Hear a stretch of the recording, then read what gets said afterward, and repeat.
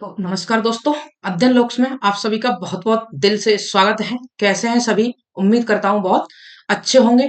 तो आज की जो क्लास है, परसेंटेज की क्लास 2 पहली क्लास आप लोगों ने देखी होगी, तो उसमें मैंने बिल्कुल बेसिक चीज़ें बिल्कुल ज़ीरो लेवल से बताई थी। परसेंटेज की कुछ फ्रैक्शंस वैल्यू याद करने को आप लोगों को बोली थी, तो आप लोगों ने वो याद की होंगी। तो आज उसी क्लास से आगे हम कंटिन्यू करेंगे।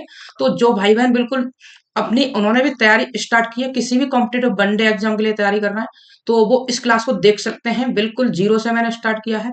बिगिनर्स के लिए क्लास बहुत ही बेस्ट रहने वाली है।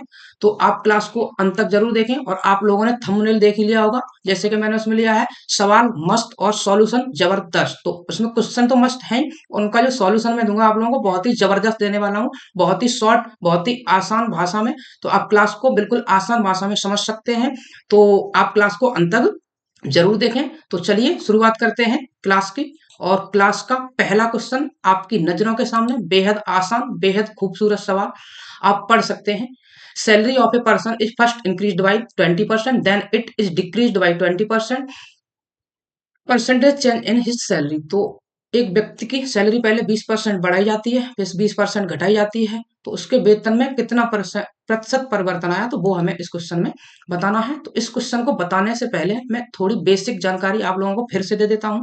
जैसे जैसे किसी भी संख्या के मान में मान लीजिए, जैसे पहले 20% की वृद्धि हुई, 20% इंक्रीज हुआ, इंक्रीज, ठीक है।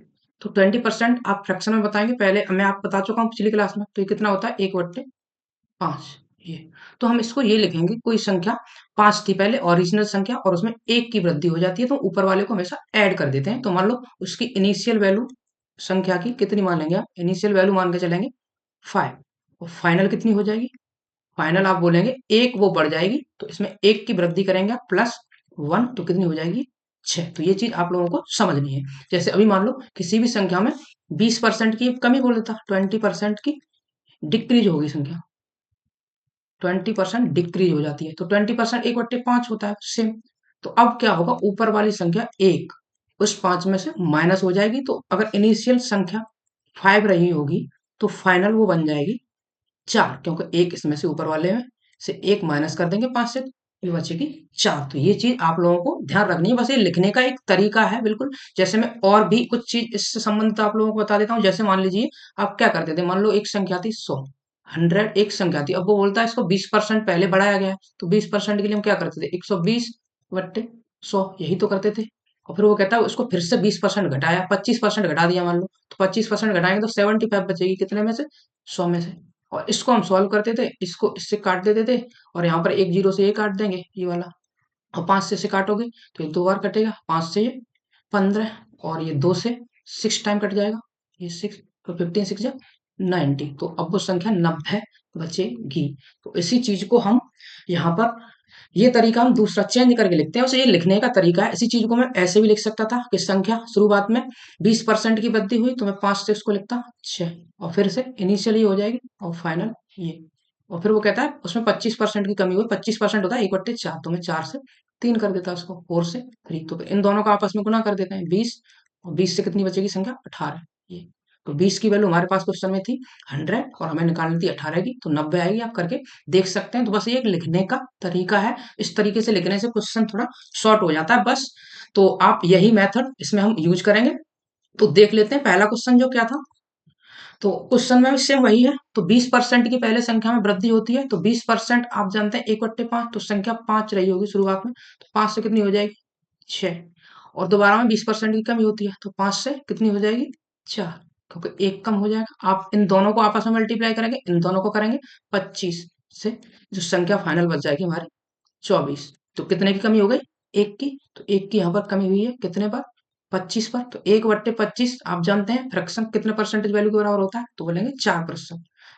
आप लोगों ने याद किया होगा, तो 4% की उसमें हो जाएगी भैया डिक्रीज, क्योंकि वहां पर 25 से 24 हुई, तो 4% का डिक्रीज हो जाएगा। तो कौन सा ऑप्शन इसका सही है, पहला ऑप्शन इसका बिल्कुल करेक्ट आंसर है। तो आप इस बात को समझ पाए होंगे। अगर आप लोग दूसरे तरीके से करना चाहते हैं, तो एक और तरीका मैं आप लोगों को बता देता हूँ। अगर कोई भी x% और y% की वृद्धि या कमी होती है, तो आपके लिए एक ये फॉर्मूला आपको याद रखना है, x plus Y plus X Y upon 100। ये तो यहाँ पर सेम है दोनों, 20% की वृद्धि और 20% की कमी, तो कमी के लिए माइनस ले लेंगे। तो यहाँ पर ये 20% की पहले वृद्धि हुई, फिर 20 की कमी हो जाएगी, प्लस यहाँ पर आप क्या करेंगे, माइनस का 20 आएगा एक, और एक प्लस का 20 आएगा, ये अपॉन 100 करेंगे ये। तो ये तो कैंसिल हो ही जाएगा दोनों। ये बचेगा यहाँ से, जीरो से जीरो तो काट देंगे ये वाले, ये बचेगा यहाँ से, दो दूनी चार, तो माइनस का 4 आ गया। तो इसका मतलब ये हुआ उसमें 4% की कमी हो गई, या 4% की कमी, माइनस शो कर रहा है वहां पर कमी हुई है, तो ऐसे भी कर सकते हैं। और एक और बात आप लोगों को यहाँ पर ध्यान रखनी है, जब ये वाली वैल्यू कमी और वृद्धि हमेशा दोनों समान होती हैं, तब कुछ भी नहीं करना है आप लोगों को। बस यहाँ पर मान लो x% की कमी वृद्धि सेम है, तो जो भी कमी वृद्धि वाली संख्या उसका स्क्वायर करना है, उसका स्क्वायर करना है, और अपॉन 100 ये कर देना है आप लोगों को। हमेशा इतने परसेंटेज की कमी होती है, तो 400 हो जाएगा, 400 में आप 100 से डिवाइड करेंगे तो 4% की हमेशा आएगी भैया कमी। आप ऐसे इसको कर सकते हैं इस क्वेश्चन के लिए। तो स्पेशल इसके लिए कंडीशन थी जब कमी और वृद्धि दोनों समान है, जैसे x% की वृद्धि हुई किसी संख्या में और x% की कमी हो जाती है, तो एक्स स्क्वायर अपॉन 100 हमेशा एक्स स्क्वायर अपॉन 100 परसेंटेज की उसमें हमेशा होती है भैया कमी। ये तो ये आप याद रख सकते हैं इस बात को। तो ये वाला क्वेश्चन डायरेक्ट भी इस मेथड से आप कर सकते हैं। तो आप सभी को अच्छे से ये बातें समझ में आई होंगी। अब बढ़ते हैं अगले सवाल की ओर। तो नेक्स्ट क्वेश्चन देख लेते हैं क्या कहता है। नेक्स्ट क्वेश्चन है मेरे भाई, a number is increase by 20% and then it is decrease by 10%, find the net increase decrease percentage. Same पहले की तरह ही क्वेश्चन, कुछ चेंज नहीं है, बस संख्याएं चेंज है। 20% की पहले वृद्धि हुई तो संख्या कितनी हो जाएगी, 5 से 6। अब 10% की कमी होती है तो 10 से भैया कितनी हो जाएगी, 9। तो आप फिर से इसको गुना करेंगे, या इसको आप छोटा भी कर सकते हैं, करना चाहे तो क्रॉस में काट भी सकते हैं, नहीं भी काटेंगे तब भी आ जाएगा। तो ये 50 हो जाएगा, और 50 से कितनी हो गई, 54। तो यहाँ पर कितने की वृद्धि हुई, 4 की, कितने पर, 50 पर, 50, और आप 100 से गुणा करेंगे तो 2 बार कट जाएगा, तो कुल मिला के 8% आ जाएगा। और 8% की इसमें होगी वृद्धि, क्योंकि यहाँ पर ये 50 से 54 हुई है, तो 8% की वृद्धि हो जाएगी संख्या में, जो कि ऑप्शन तीसरे में दिया है। तो तीसरा ऑप्शन इसका बिल्कुल सही हो जाएगा। तो बढ़ते हैं अगले सवाल की ओर। अगला सवाल, एक वस्तु की कीमत में पहले 10% और फिर 20% की वृद्धि हुई थी, यदि अंतिम बढ़ी हुई कीमत 33 है तो मूल मूल्य या मूल संख्या क्या थी। तो ये हमें बताना है, सेम आपको वही तरीका लगाना है, कुछ भी चेंज नहीं करना है। संख्या में पहले 10% की वृद्धि हुई है, तो 10 से कितनी हो जाएगी भैया, 11, क्योंकि 10% 1/10 होता है, आप लोगों को याद होगा। और 20% की वृद्धि हुई है, तो 20 कब होता है, 1/5, तो 5 से संख्या हो जाएगी 6, ये वाला। तो आप इसको मल्टीप्लाई करेंगे कितना आ जाएगा, 50 और ये 66, और बाद वाली ये इनिशियल वैल्यू थी, ये वाला शुरुआत वाला मान, और ये फाइनल, ये आप लोगों को बता चुका हूं मैं। तो बाद वाली वैल्यू इसमें कितनी दी है क्वेश्चन में, 33। तो जस्ट इसका कितना है, आधा, इसका आधा ही तो हो रहा है, तो आप इस 50 का आधा कर देंगे तो कितना हो जाएगा भैया, 25। तो 50 का आधा हो जाएगा 25। तो 25 इस सवाल का सही आंसर है, जो कि ऑप्शन चौथे में दिया हुआ है। तो चौथा ऑप्शन इसका बिल्कुल सही हो जाएगा। तो उम्मीद करता हूं आप इसे भी समझ पाए होंगे। अब मूव करते हैं अगले सवाल की ओर। एक भिन्न का अंश 20% बढ़ जाता है और हर 20% कम हो जाता है, भिन्न का मान 4/5 हो जाता है, तो मूल भिन्न क्या थी। तो इसको भी आपको मैं दो तरीके से बताऊंगा। पहले तो सेम इसी मेथड से बता देता हूँ, जैसे 20% की वृद्धि हुई न्यूमेरेटर में, तो न्यूमेरेटर मान लिया मैंने ये, और डिनोमिनेटर ये। तो न्यूमेरेटर में 20% बढ़ जाता है, कितना हो जाएगा, आप बोलेंगे 5 से 6 हो जाएगा। और 20% की हर में कमी होती है, 5 से 4 बनेगा। यही होगा कि नहीं, बोलेंगे आप, बिल्कुल होगा यही, क्यों नहीं होगा। तो आप मुझे बताएंगे, अगर लास्ट में ये वाली भिन्न बनेगी 6/4, और इसी की वैल्यू तो क्वेश्चन में दी हुई है 4/5, ये इसकी वैल्यू दी है, तो यहाँ से आप एक की वैल्यू निकाल लेंगे तो कितनी हो जाएगी। इसको छोटा भी कर सकते हैं, 4×4 = 16, ये मल्टीप्लाई में चला जाएगा, और अपॉन 30, तो इसको और छोटा करेंगे आप कितना आ जाएगा, 8/15। और हमारी जो इनिशियल वैल्यू थी भिन्न की, वो 5/5 है, मतलब 5/5, तो इसका मतलब एक हो गया। तो एक की वैल्यू तो हमें बतानी है, तो हमारी इनिशियल जो भिन्न रही होगी 8/15 ही रही होगी, तो यही हमारा इसका आंसर हो जाएगा। तो ऑप्शन कौन सा इसका ठीक है, ऑप्शन नंबर दूसरा मेरे दोस्त, बिल्कुल इसका ठीक है। तो आपको इसका एक और तरीका बता देता हूँ, जैसे आप लोगों को ऐसे समझ नहीं आ रहा है तो आप ऐसे भी कर सकते हैं। मान लीजिए आप भिन्न x/y, आपने भिन्न मान ली कि भिन्न हमारी शुरुआत वाली ये थी x/y, हम इसमें 100 से ऊपर नीचे मल्टीप्लाई कर दो, कोई दिक्कत है क्या? बोलेंगे बिल्कुल भी दिक्कत नहीं, कर सकते हैं। अब ये बोलता है इसका अंश 20% बढ़ जाता है, तो आप बोलेंगे 120x हो जाएगा, ठीक है, ये 120 हो जाएगा, और ये 20% कम हो जाता है तो 80y हो जाएगा इसका डिनोमिनेटर हर। और इसी का मान तो क्वेश्चन में दिया है कितना, 4/5, ठीक है जी, 4/5। इसको आप काट लेंगे, ये तो ये 2 बार कटेगा इससे, 4 से, और ये 3 बार। तो यहाँ से एक्स अपॉन वाई की वैल्यू हमें मिल जाएगी कितनी, 2 से इधर मल्टीप्लाई हो जाएगा तो ये आ जाएगा 8 और इधर 3 से होगा 15। तब भी इसका आंसर बिल्कुल सेम ही आएगा, कोई चेंज नहीं होगा। तो 100 से कोई मतलब नहीं था यहाँ पर, हमारी इनिशियल वैल्यू थी एक्स अपॉन वाई, तो वही इसका सही आंसर हो जाएगा। तो ऐसे भी इस क्वेश्चन को आप समझ सकते हैं। तो दोस्तों उम्मीद करता हूँ कि मैं आपको अच्छे से समझा पाया हूँगा, और अगर फिर भी कोई दिक्कत हो रही है तो आपका एक यही फायदा है कि आप वीडियो को दोबारा से रिपीट करके देख सकते हैं, तो आपको जरूर समझ आएगा। मैंने अच्छे से एक्सप्लेन किया है। अब बढ़ते हैं अगले सवाल पर। तो नेक्स्ट क्वेश्चन देख लेते हैं भाइयों। नेक्स्ट क्वेश्चन है 25% कम की गई संख्या 225 हो जाती है, इसे कितने प्रतिशत बढ़ाया जाना चाहिए ताकि यह 375 हो जाए। तो बहुत ही आसान सा सवाल है ये भी। पहले संख्या में भैया 25% की कमी हुई, तो 25% आप बताएं कितना होता है, तो आप तुरंत बता देंगे 1/4 होता है। आप लोगों ने याद कर ही लिया होगा ये तो 1/4, तो संख्या शुरुआत में इनिशियली 4 रही होगी, 4, और बाद में फाइनल कितनी हो जाएगी, एक की ऊपर वाली कमी हो जाएगी, एक माइनस कर दोगे 4 से संख्या 3 हो जाएगी ये। तो आपने देखा यहाँ पर जो 3 की वैल्यू तो क्वेश्चन में दी हुई है कितनी, 225, तो 3 की वैल्यू 225 है। तो एक की वैल्यू बताएंगे आप 7, 3 7 जा 21, 3 5 जा 15। तो हमें बतानी है पहले शुरुआत वाली संख्या निकाल दी हम, 4 से आप इसमें गुना करेंगे 75 में, तो ये 300 आ जाएगा, 300। तो हमारी शुरुआत वाली संख्या मेरे भाई 300 मिल गई। अब वो कहता है इसको 375 बनाना है हमें, 375। पूछता है कितने परसेंट की इसमें वृद्धि करनी पड़ेगी, तो 75 की वृद्धि होगी दोस्त, कितने पर, 300 पर। तो आप इसको परसेंटेज में बदलेंगे, 100 से गुना करेंगे तो जीरो दोनों खत्म, 3 से आप इसको भाग करेंगे तो कितना आ जाएगा, 25। तो भैया 25% उस संख्या को फिर से बढ़ाना पड़ेगा, जो कि ऑप्शन पहले में ही दिया हुआ है। तो पहला ऑप्शन इसका बिल्कुल सही आंसर हो जाएगा। तो आप अच्छे से समझे होंगे इसे भी। तो अब फिर अगले सवाल की ओर चलते हैं। दिक्कत ही क्या है। नेक्स्ट क्वेश्चन मेरे दोस्त, strength of a school increase and decrease in every alternate year by 10%. It started with increase in 2000, then the strength of the school in 2003 as compared to the that in 2000 was। तो पहले एक school में बच्चों की कुछ संख्या होगी, तो पहले साल 10% की वृद्धि होती है, दूसरे साल 10% की कमी होती है, फिर तीसरे साल फिर से 10% की वृद्धि हो जाती है। तो हमें बताना है 2000 से लेकर 2003 तक उस स्कूल की संख्या में कितने परसेंट की कमी या वृद्धि हुई। तो ठीक है, तो शुरुआत में इनिशियल ये मान लिया और ये फाइनल। ठीक है दोस्तों, तो पहले साल में 2000 से 2001 के बीच में 10% की वृद्धि होगी, तो 10 से 11, 10% आप बहुत अच्छे से जानते हैं, ये 10 होता है। दूसरे साल में 10 से 9, ठीक है जी। तीसरे साल में 10 से फिर से 11 हो जाएगी, बस खत्म। अब करना क्या है, इसको आप मल्टीप्लाई करेंगे तो ये 1000 हो जाएगा, और ये कितना हो जाएगा, 11 के 11 से 21 हो जाएगा, और आप इसमें 9 से और करेंगे, 9 और 8, 1089 आएगा। इसका मल्टीप्लाई आप करके देख सकते हैं। तो 1000 से 1089, तो 89 की यहाँ पर वृद्धि हो गई, कितने पर, 1000 पर। तो 89 अपॉन 1000 करेंगे आप ये, तो यहाँ से परसेंटेज वाले 2 जीरो खत्म ही हो जाएंगे, और इसका आंसर आ जाएगा मेरे दोस्त 8.9%। और ये क्या होगा, वृद्धि, क्योंकि यहाँ पे कमी नहीं है, वृद्धि है। तो 8.9% यहाँ पर बच्चों की संख्या में वृद्धि हो जाएगी। तो यही इसका सही आंसर है, जो कि ऑप्शन नंबर कौन से में दिया है, पहले में दिया है। तो पहला ऑप्शन इसका बिल्कुल करेक्ट हो जाएगा। तो आप समझे होंगे इसे भी, बहुत ही आसान सा सवाल था ये भी। अब बढ़ लेते हैं अगले सवाल की ओर। तो अगला सवाल देख लेते हैं क्या कहता है, इसे भी देख लेते हैं।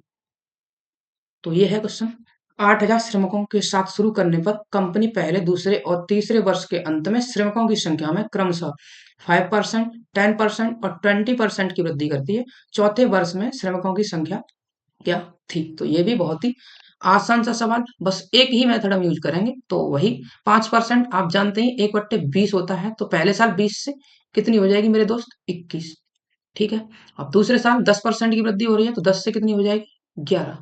तीसरे साल फिर से 20% की वृद्धि हुई है, तो 5 से कितनी हो जाएगी, 6। ये तो आप फिर से इसको सॉल्व करेंगे, मल्टीप्लाई करेंगे, तो आप इसको चाहें तो इसको छोटा भी कर सकते हैं, जैसे इसको क्रॉस में कोई संख्या कटती है तो काट सकते हैं, ये 3 हो जाएगा, और इसको 5, ये 25, 25 का 2 से करेंगे 50, तो ये हो जाएगा 500। और शुरुआत में संख्या 500 रही होगी, तो बाद में कितनी हो जाएगी वो हम निकाल देते हैं। तो इसका 33 से मल्टीप्लाई करेंगे तो 33 हो जाएगा, 21 दिया 63 होता है, ठीक है, 6 बचेगा, और 21 का फिर से 63 और 6 तो 69, तो 693 बन जाएगी। अब इसने दिया हुआ है शुरुआत वाली, इसका मान इसने दिया है क्वेश्चन में 8000, ये तो आप 2 जीरो खत्म कर लेंगे यहाँ से। तो एक की वैल्यू बता सकते हैं कितनी आएगी, 16 आएगी, 16 पंजे 80 होता है। तो इसमें क्या करना है, 16 से हम मल्टीप्लाई कर देंगे 16 से, तो 16 3 जा कितना होता है मेरे दोस्त, 48, ये 4 बचेगा, 16 9 जा 144 और 4 188 हो जाएगा, 148 सॉरी, बचेगा यहाँ से 14, 16 छिक्के 96, 96 में 14 आप ऐड करेंगे तो 110 आएगा ये। तो 11,088 उस कंपनी में श्रमिकों की संख्या होगी जो कि चौथे वर्ष के अंत में होगी। तो कौन सा ऑप्शन ठीक है? दूसरा, दूसरा ऑप्शन इसका बिल्कुल सही हो जाएगा। तो आप इसे भी समझ पाए होंगे बहुत ही अच्छे से। तो अब बढ़ते हैं अगले सवाल की ओर। नेक्स्ट क्वेश्चन देख लेते हैं। एक व्यक्ति अपनी राशि का 7.5% खर्च करता है और शेष का 75% खर्च करने के बाद उसके पास 370 रुपए शेष बचते हैं, तो उसके पास कितना पैसा था? ठीक है मेरे दोस्त, तो 7.5% आप बताएंगे कितना होता है? तो 7.5 मान लो आप नहीं भी जानते हैं तो आप 75% तो जानते हैं, 75% को हम क्या लिखते हैं? तो आप बोलेंगे जी इसको तो 3/4 लिखते हैं फ्रैक्शन में, 3/4। तो यहाँ पर पॉइंट ही तो आ गया, तो क्या करेंगे, जीरो आ जाएगा बस यहाँ पर। ये 3/40 इस पॉइंट को हटाएंगे तो 3/40 हो जाएगा 7.5% का मान। 7.5% होता है 3/40। तो वो 40 में से 3 खर्च कर देगा। तो शुरुआत में अगर उसके पास 40 रुपए होंगे, वो 3 खर्च कर देगा, उसमें से कितने बचाएगा? 37 बचाएगा वो। ठीक है जी। अब दोबारा में फिर से 75% खर्च कर देता है। 75% 3/4, तो 4 से वो 3 खर्च कर देगा, कितना बचाएगा दोस्तों? 1 बचाएगा। तो खत्म, क्वेश्चन में बचा ही क्या फिर? अब ये हो जाएगा 160 और ये कितना बचेगा? यहाँ पर 37 ही आ जाएगा। तो आपको यहाँ पर क्या देखा? बस एक एक जीरो चिपका हुआ है, तो आप भी एक एक जीरो चिपका देंगे यहाँ पर। तो हमारा शुरुआत वाला आंसर कितना हो जाएगा? उसके पास शुरुआत में 1600 रुपए थे, 1600 ये। तो 1600 rupees is the right answer of this question. तो आपको समझ आया होगा। अब बढ़ते हैं अगले सवाल की ओर। A man bought some eggs of which 10% are rotten. He gives 80% of the remainder to his neighbors. Now he is left out with 36 egg. How many eggs he bought? तो एक आदमी के पास मेरे भाई कुछ अंडे थे, 10% उसके पास सड़े हुए हैं, तो 10% 1/10। तो 10 में से एक अगर सड़ा हुआ अंडा है तो उसके पास 9 तो ठीक होंगे। ठीक है जी, 9 ठीक होंगे। उसके बाद वो कहता है शेष में से 80% अपने पड़ोसियों को दे देता है। 80% होता है मेरे दोस्त 4/5। तो 5 में से अगर वो 4 अपने पड़ोसियों को दे देगा, कितना बचेगा? 1। तो फिर से वही, ये 50। अगर शुरुआत में उसके पास 50 अंडे थे तो बाद में बचते हैं 9। इस 9 की ही वैल्यू क्वेश्चन में दी हुई है 36। तो एक बता सकते हैं कितने के बराबर हो जाएगा? ये बिल्कुल बताएंगे, क्यों नहीं बताएंगे, 4 के बराबर होगा। तो बहुत बढ़िया। तो इसमें आप 4 से गुणा कर देंगे, बस खत्म। तो कितना हो जाएगा ये? 4 पंजे 20, 200। तो उस व्यक्ति के पास शुरुआत में 200 एक्स थे। तो कौन सा सही दिख रहा है आप लोगों को इसमें? तीसरा। तीसरा इसके लिए टिक करेंगे और बढ़ेंगे अगले सवाल की ओर। आप समझ पाए होंगे इसे भी। तो नेक्स्ट क्वेश्चन देख लेते हैं। एक सेना ने युद्ध में अपने 10% पुरुषों को खो दिया, शेष में से 10% बीमारी के कारण मर गए और शेष के 10% विकलांग घोषित कर दिए गए।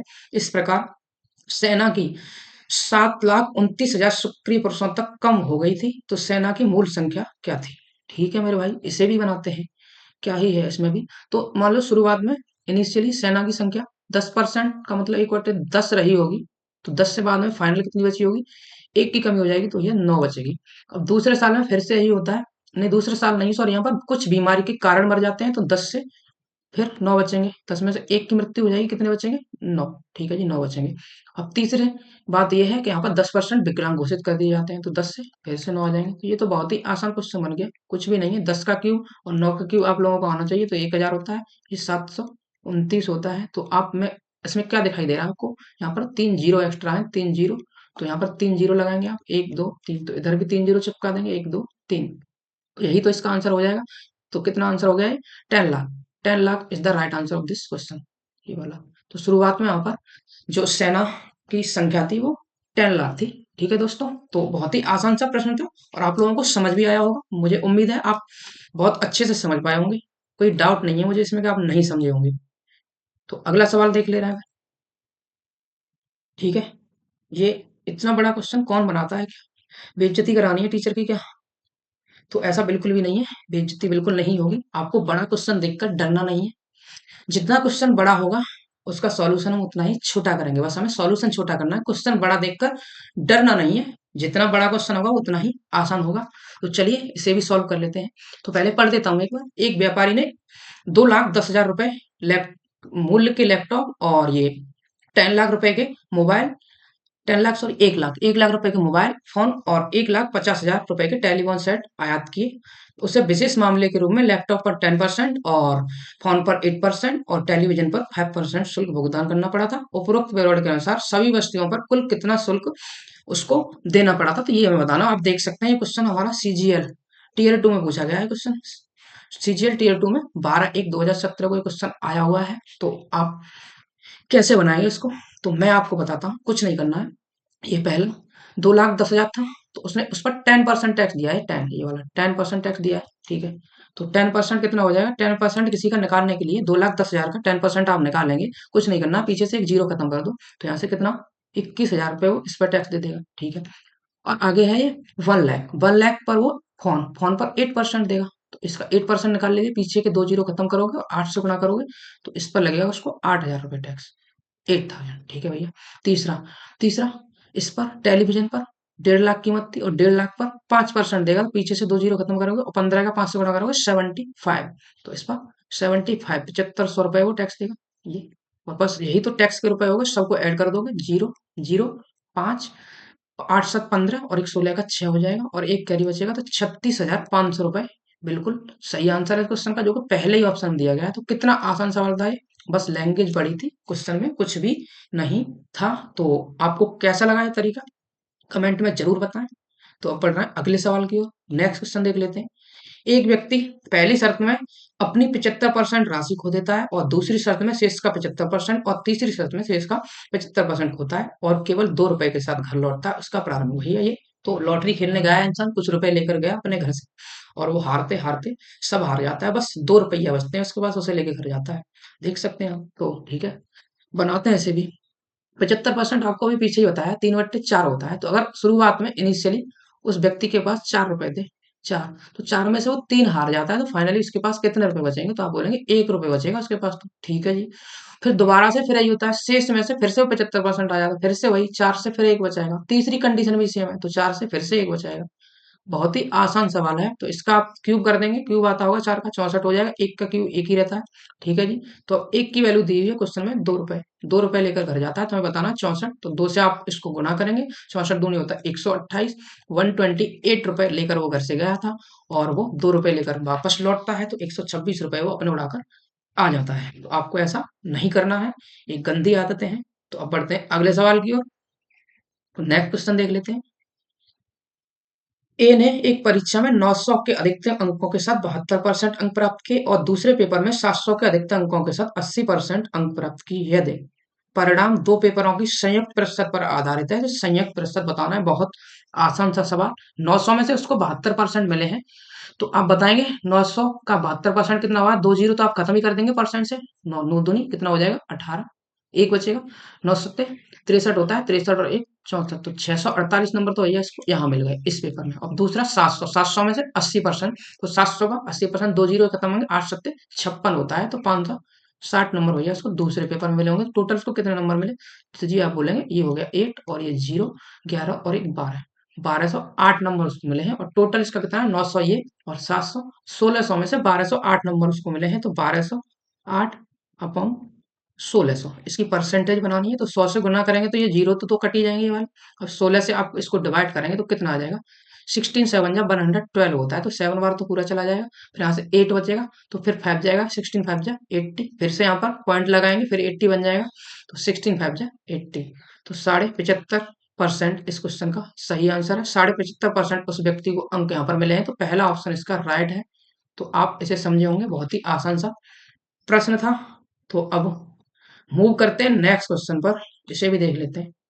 अब भैया ये आ गया थोड़ा दूसरा टाइप, तो इस क्वेश्चन को बताने से पहले, ये जो चीनी के मूल्य में कमी वृद्धि या कैरोसिन मूल्य में कमी वृद्धि वाले क्वेश्चन आप लोगों ने पढ़े होंगे, तो इसका कंसेप्ट मैं आप लोगों को पहले थोड़ा सा समझा देता हूँ, तब उसके बाद ही क्वेश्चन हम सॉल्व करेंगे। तो ठीक है, देख लेते हैं इससे रिलेटेड कंसेप्ट जो भी है।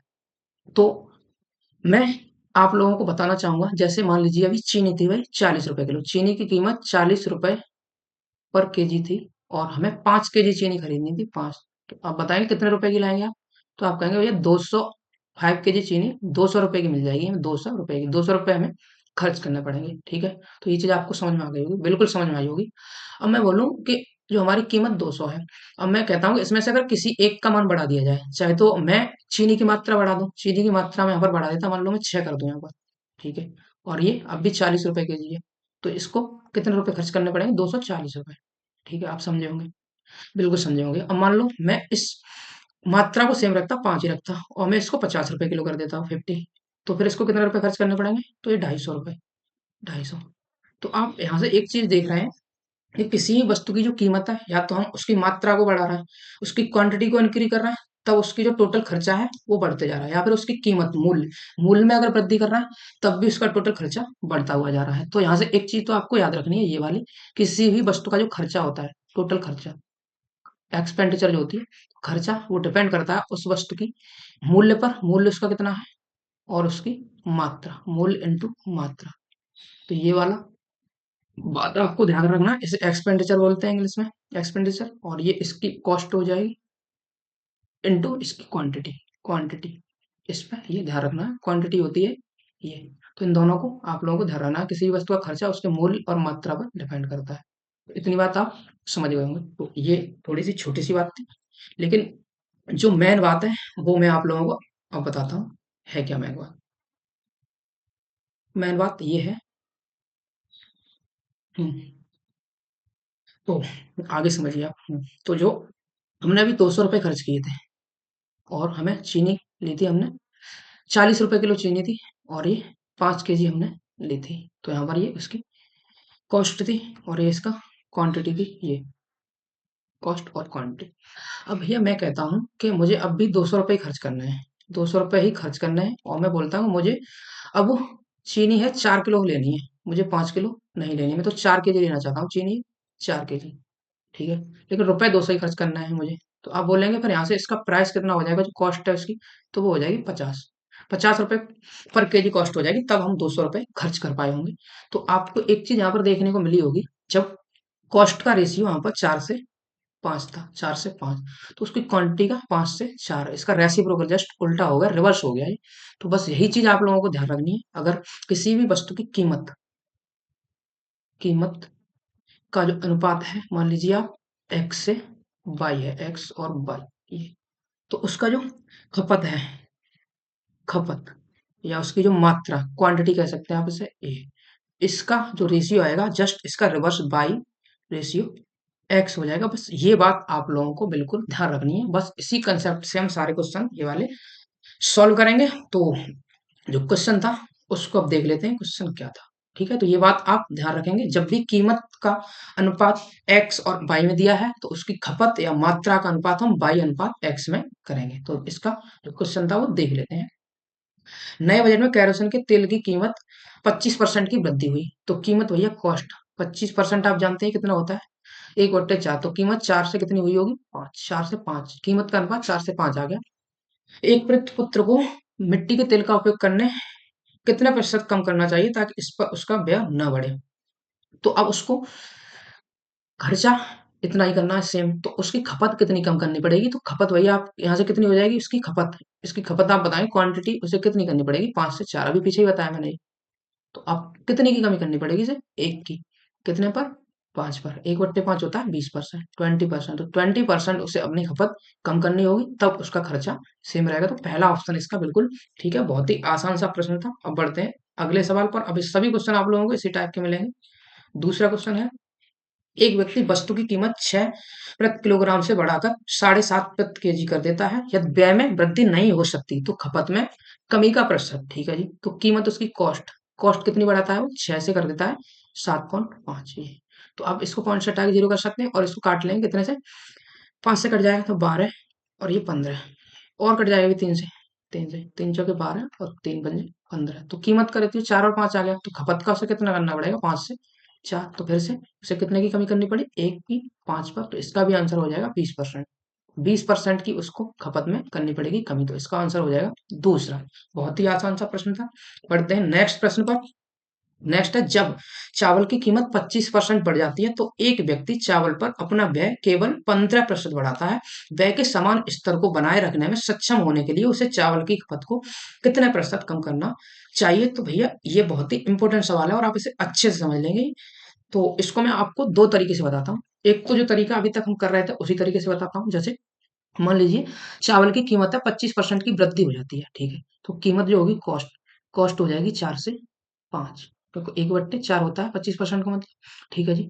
तो उसकी खपत हमें अभी यहाँ पर पता नहीं है, लेकिन हमें इसका जो टोटल खर्चा तो मालूम है, इसकी जो टोटल एक्सपेंडिचर हमें पता है कितनी है एक्सपेंडिचर, तो हमने दिया 15%, उसका व्यय 15% तक बढ़ता है, तो 15% होता है मेरे दोस्त 3/20, तो 20 से 23 हो जाता है ये वो कहता है कि हमें इसकी जो खपत है वो कितने प्रतिशत तक कम करनी पड़ेगी। तो यहाँ पर इसकी जो खपत होगी ये वाली एक्सपेंडिचर, इसका खर्चा आ गया निकल के टोटल ये, तो इसकी खपत जो क्वांटिटी है ये हमें बतानी है, कितने की इसको कमी करनी है। तो इसके लिए आपको क्या करना है, इस 23 का मल्टीप्लाई करेंगे इस वाले 4 से, तो 23 100 के 92 हो जाएगा और यहीं पर लिख देंगे, और इस 20 का मल्टीप्लाई करेंगे इस 5 से, तो ये हो जाएगा 100।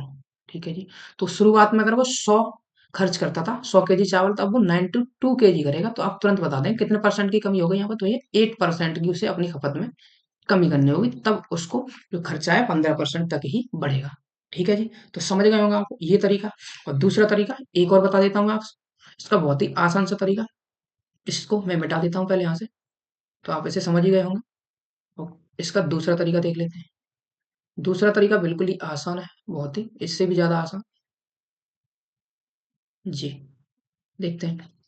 तो इसमें आपको करना क्या, शुरुआत में मान लो आप 100 मान के चलो, 100 कि उसकी कीमत 100 रुपए थी, 100, और वो कहता है 25% बढ़ जाती है तो कितनी हो जाएगी, 25% कितना होता है 100 का, 25, तो 125 हो जाएगी। ठीक है जी। और ओवरऑल वो अपना व्यय केवल 15% बढ़ाना चाहता है, तो 100 से कितना हो जाएगा 115। ठीक है। तो उससे कितने की यहाँ से कमी करनी पड़ेगी, 125 होगी पहले, अब उसको 115 करनी है, तो 125 से 115 तक उसे 10 की कमी करनी पड़ेगी ये, और ये 125 पर आप इसमें 100 से मल्टीप्लाई करेंगे, 25 का 4 बार कट जाएगा 25 से, और ये 5 बार, अब ये ऊपर हो जाएगा 20 अपॉन 5। 1 मिनट, कहीं मिस्टेक हो रही है थोड़ी सी, 25 का ये 40, सॉरी यहाँ पर 40 आएगा ये वाला, 1 मिनट, यहाँ पर मल्टीप्लाई करेंगे हम, ये कितना आएगा, 10 का 4 से 40।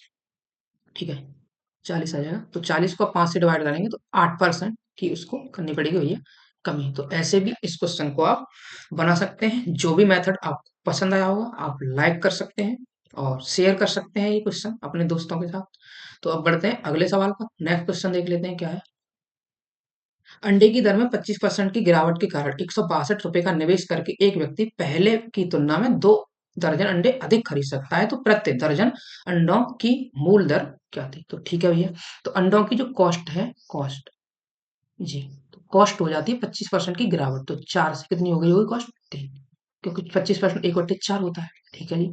तो उसकी जो मात्रा है, मतलब उसकी जो क्वांटिटी, क्वांटिटी उसको कितनी करनी पड़ेगी, 3 से 4 करनी पड़ेगी। जी बिल्कुल करनी पड़ेगी, अभी पीछे ही बताया आप लोगों को। तो यहाँ पर ये कितना बढ़ जाएगा, 1, और 1 की उस क्वेश्चन में वैल्यू दी हुई है, 2 दर्जन अंडे अधिक खरीद सकता है वो, 2, तो शुरुआत में कितने खरीदता होगा वो, 6 दर्जन, 6 दर्जन शुरुआत में खरीदता होगा वो अंडे। तो उसने, और बाद का अगर पूछता बाद में कितने दर्जन खरीदता होगा, तो इसमें 2 से करेंगे तो 1 दर्जन हो जाएगा। ये कुछ भी पूछ सकता है क्वेश्चन में। ठीक है। तो उसने तो ये पूछा है कि प्रति दर्जन अंडों की मूल दर, शुरुआत वाली कीमत बतानी है प्रति दर्जन। तो शुरुआत में 6 दर्जन अंडे खरीदे हैं उसने, और कितने रुपए में, 162 में, तो 1 दर्जन की कीमत आप झट से बता देंगे, 162 में 6 से डिवाइड कर देंगे, भैया क्या ही करना है इस क्वेश्चन में। तो 6 से काटेंगे आप, 2 बार कट जाएगा, फिर बचेगा यहाँ से 4, 6 सत्ते 42, 27 रुपए प्रति दर्जन के हिसाब से उसको अंडे मिले होंगे, जो कि ऑप्शन तीसरे में दिया है। तो तीसरा ऑप्शन टिक करेंगे और चलेंगे अगले सवाल की ओर। तो आप इसे समझ पाए होंगे बेहतरीन तरीके से। तो अब देख ले रहे हैं नेक्स्ट क्वेश्चन। नेक्स्ट से वैसा ही क्वेश्चन, नमक की कीमत में 15% की कमी एक व्यक्ति को 272 में 2 किलो अधिक खरीदने में सक्षम बनाती है, तो प्रति किलोग्राम नमक की घटी हुई कीमत बतानी है। अब यहाँ पर नमक की घटी हुई कीमत बतानी है, तो इसके लिए मैं आपको एक और तरीका बता देता हूँ। जैसे नमक की हमें घटी हुई कीमत बतानी है बाद वाली, तो मान लो शुरुआत में अगर उसकी कॉस्ट कितनी रही होगी, 15% होता है मेरे दोस्त, नहीं पता है तो आप देख लें, 3/20 होता है, 3/20। ठीक है। तो शुरुआत में अगर 20 रही होगी, तो 20 में से 3 की कमी हो जाएगी, तो 17 उसकी कॉस्ट बाद में बची होगी। ठीक है। तो अब वो कह रहा है 272 का 15% की तो कमी है, तो 272 का 15% निकालना है, 272 का 15%, तो 15, 3/20 हो जाएगा ये। ठीक है। तो यहाँ से आप 2 से डिवाइड कर लें इसको, तो ये 10 बचेगा यहाँ पर, और 2 से इसको काटेंगे तो 1 आ जाएगा, 136 आ जाएगा ये। 136 दूनी 272 होता है। अब 3 से गुना कर लेंगे इसमें, और 1 के बाद पॉइंट लगाएं, 3 सिक्के 18 हो जाएगा ये। और 3, 3 3 जा 9, और 1 10, ये 0 आ जाएगा। और उसके बाद 3 और 1 4, ये तो 40.8, 40.8 रुपए, इतने रुपए में वो 2 किलो अधिक खरीद सकता है, 2 केजी, 2 केजी। 1 केजी की कीमत क्या हो जाएगी, तो 1 केजी की कीमत मेरे दोस्त हो जाएगी 2 से आप डिवाइड कर देंगे तो 20.4 रुपए, तो 20.4 रुपए प्रति केजी उस नमक की घटी हुई कीमत है, जो कि ऑप्शन नंबर तीसरे में दिया है। तो ऑप्शन तीसरा इसका बिल्कुल सही हो जाएगा। तो अगर आप लोगों को लगता है कि ये तरीका नहीं सही, तो आप पुराने वाले तरीके से भी कर सकते हैं, सेम वही मेथड। तो उसे भी मैं क्या आप लोगों को बता दूं? ठीक है, तो आपका अगर मन है तो मैं उसे भी बता देता हूँ।